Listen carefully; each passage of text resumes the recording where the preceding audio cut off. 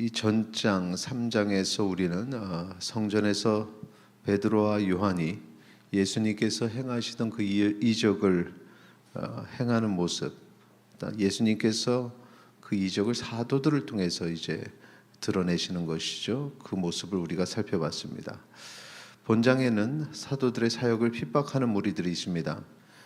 그들은 예수님의 사역을 핍박했던 것처럼 사도들을 체포하고 재판에 회부합니다. 그리고 무슨 권세로 이 일을 행하는지, 이적과 기사를 행하는지 신문합니다.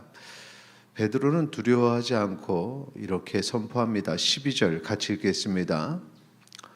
다른 이로서는 구원을 받을 수 없나니 천하 사람 중에 구원을 받을 만한 다른 이름을 우리에게 주신 일이 없음이라 하였더라.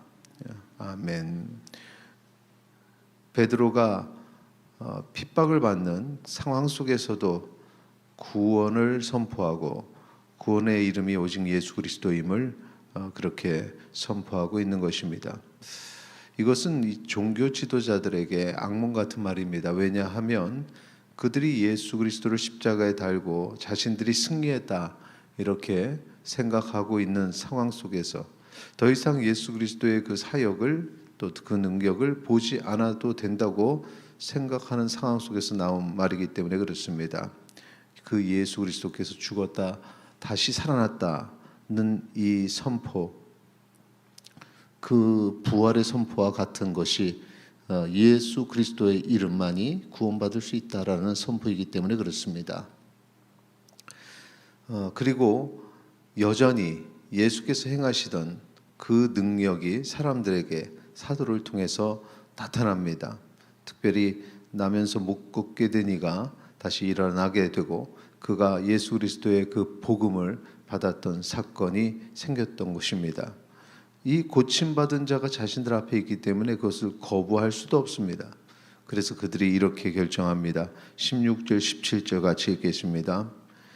이 사람들을 어떻게 할까? 그들로 말미암아 유명한 표적 나타난 것이 예루살렘에 사는 모든 사람에게 알려졌으니 우리도 부인할 수 없는지라. 이것이 민간에 더 퍼지지 못하게 그들을 위협하여 이후에는 이 이름으로 아무에게도 말하지 말게 하자 하고. 자, 여기 보니까 그 이름으로 아무에게도 말하지 못하게 협박을 하자. 그것이 최선이라는 것입니다. 그러니까 그 일이 일어나는 상황을 이제 그들은 더 이상 거부할 수 없고 그것을 막으려고 혈안이 되어 있습니다.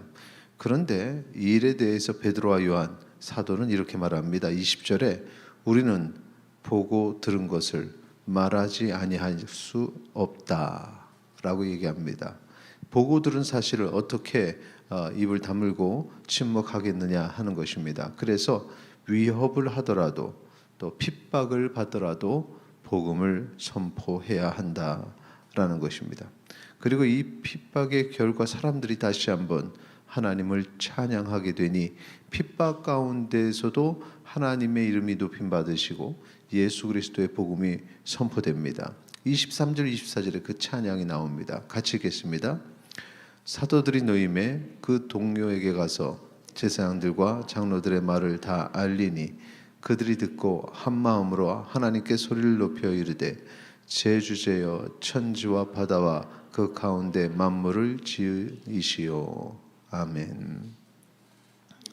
자, 이렇게 나면서 못 걷게 된 사람, 그 사람이 일어난 사건을 통해서 하나님이 영광 받으셨고 복음이 선포되면서 하나님이 영광 받으셨고 또 사도들이 핍박을 받다 풀려난 사건을 통해서도 하나님은 영광을 받으셨습니다. 사도들은 자신의 유익을 구하지 않고 오직 한 가지 하나님께서 영광 받으시는 것을 기쁨으로 여겼습니다. 그래서 위협 속에서도 담대히 하나님의 말씀인 복음을 전했고 자신들의 사역을 통해서 예수 그리스도의 이름의 능력이 나타나기를 소망하고 소망했습니다. 29절 30절 말씀 마지막으로 같이 읽겠습니다. 주여 이제도 그들의 위협함을 굽어보시옵고 또 종들로 하여금 담대히 하나님의 말씀을 전하게 하여 주시오며 손을 내밀어 병을 낫게 하시옵고 표적과 기사가 거룩한 종 예수의 이름으로 이루어지게 하옵소서 하더라. 아멘. 자, 여기에 있는 그들의 간구함의 내용들, 가장 먼저 나오는 것이 무엇이냐면 종들로 하여금 담대히 하나님의 말씀을 전하게 하여 주시오며입니다. 핍박 가운데, 위협 가운데에서도 사도들을 통해서 복음이 선포되는 것, 그것이 가장 놀라운 이적 중에 이적임을 기억하시기 바랍니다. 그러한 복음 선포로 인해서, 사도들의 헌신으로 인해서 교회는 성장하고 성도들의 숫자는 더욱더 늘어나며 초대교회는 부흥을 경험했습니다. 이렇게 교회의 부흥에는 헌신하는 하나님의 사명을 받은 자들이 있었습니다. 그리고 오직 하나님께 영광을 위해서 그 인생을 바치는 사람들의 그 귀한 사역들이 있었습니다. 오늘 이 시대에 복음을 선포할 수 없는 시대가 점점 더 다가오고 있습니다.